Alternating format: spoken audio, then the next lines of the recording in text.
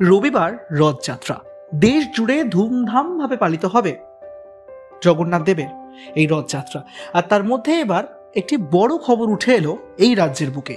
কথা ছিল দীঘাতে জগন্নাথ মন্দির উদ্বোধন হবে। উদ্বোধন করবেন রাজ্যের মুখ্যমন্ত্রী মমতা বন্দ্যোপাধ্যায়।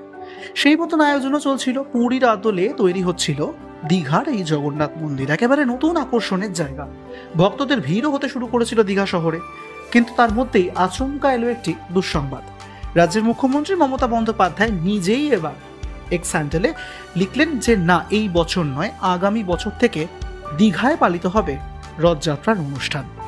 সকল ভক্তদের কিছুক্ষণের জন্য নিরাশ হয়ে যেতে হয়েছে এই এক্স হ্যান্ডেলের বার্তা দেখে। সেখানে লেখা হয়েছে, আপনাদেরকে আরেকবার জানাই, যে রাজ্যের মুখ্যমন্ত্রী বলছেন যে এই বছর নয়, কিছু কাজের এখনো বাকি রয়েছে, তাই আগামী বছর ধুমধামভাবে পালন করা হবে রথযাত্রা দীঘার বুকে।